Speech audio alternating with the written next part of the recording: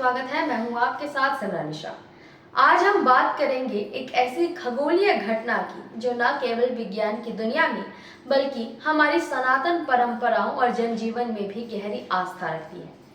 जी हाँ, हम बात कर रहे हैं सूर्य ग्रहण की। साल 2025 में 21 सितंबर को एक सूर्य ग्रहण लगने जा रहा है, लेकिन आज हमारी चर्चा का केंद्र वो नहीं है। दरअसल एक बड़ी उलझन की स्थिति बनी हुई है कि इस 2 अगस्त को सूर्य ग्रहण से धरती अंधकारमय हो जाएगी। हालांकि आपको बता दें कि सदी का सबसे बड़ा सूर्य ग्रहण इस साल नहीं बल्कि 2 अगस्त 2027 को लगने वाला है। space.com के मुताबिक 2027 में लगने वाला यह सूर्य ग्रहण 21वीं सदी का सबसे बड़ा सूर्य ग्रहण होगा और इसकी अवधि भी बेहद लंबी रहने वाली है। ये कोई सामान्य ग्रहण नहीं है। 2 अगस्त 2027 में लगने वाला यह सूर्य ग्रहण लगभग 6 मिनट और 22 सेकंड लंबा होगा। इस दौरान चंद्रमा पूरी तरह से सूर्य को ढक लेगा और धरती के कुछ हिस्सों में दिन में ही रात जैसा अंधेरा छा जाएगा। इससे पहले ऐसा लंबा सूर्य ग्रहण साल 1991 में लगा था और इसके बाद ऐसा ग्रहण 16 जुलाई 2114 में ही दिखने वाला है। यानी यह हमारे जीवन काल की एक दुर्लभ खगोलीय घटना होगी। आखिर क्या होता है सूर्य ग्रहण? जैसा कि आप जानते हैं, सूर्य ग्रहण एक खगोलीय घटना है जो तब होती है जब चंद्रमा, सूर्य और पृथ्वी एक सीधी रेखा में आ जाते हैं। पूर्ण सूर्य ग्रहण तब लगता है जब चंद्रमा सूर्य और धरती के बीच से होकर गुजरता है और सूर्य को पूरी तरह से ढक लेता है। ऐसे में सूर्य का प्रकाश अवरुद्ध हो जाता है और जिन हिस्सों में इस सूर्य ग्रहण को देखा जा सकता है वहां दिन में ही अंधेरा छा जाता है। इस सदी का सबसे बड़ा सूर्य ग्रहण कुल 11 देशों को प्रभावित करेगा। इन 11 देशों में पूर्ण सूर्य ग्रहण यानी कि टोटल सोलर एक्लिप्स नजर आएगा। इनमें ज़्यादातर नॉर्थ अफ्रीका और मिडिल ईस्ट के देश शामिल हैं। पूर्ण सूर्य ग्रहण Spain, Gibraltar, Algeria, Morocco, Tunisia, Libya, Saudi Arab, Yemen, Sudan, मिस्र और सोमालिया में स्पष्ट रूप से दिखेगा। इसके अलावा अफ्रीका, यूरोप और दक्षिणी एशिया के कुछ हिस्सों में यह आंशिक रूप से सूर्य ग्रहण के रूप में नजर आएगा।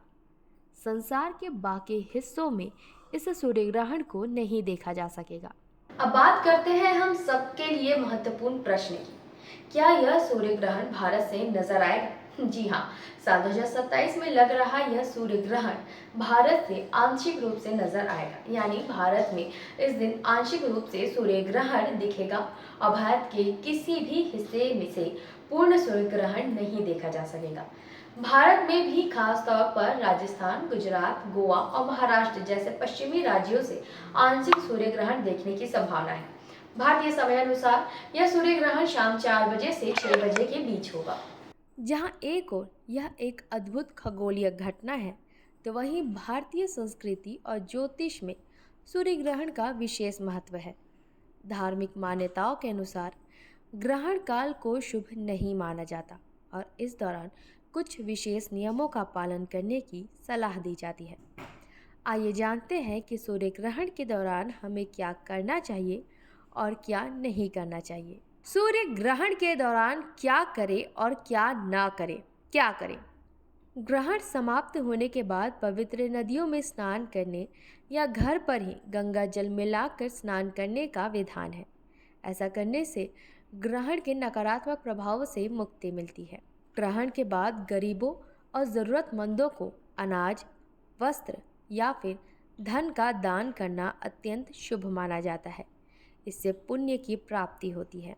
ग्रहण काल में देवी देवताओं के मंत्रों का जाप करना चाहिए, विशेषकर ओम नमः शिवाय का, महामृत्युंजय मंत्र या फिर गायत्री मंत्र का जाप करना फलदायी होता है। इससे नकारात्मक ऊर्जाएं दूर होती है और मन को शांति मिलती है। ग्रहण काल में मूर्ति स्पर्श वर्जित होता है, लेकिन आप मानसिक रूप से पूजा पाठ और ध्यान कर सकते हैं। अपने इष्ट देव का स्मरण करें। ग्रहण शुरू होने से पहले पका हुआ भोजन, पानी, दूध, दही जैसी चीज़ों में तुलसी के पत्ते डाल देने चाहिए।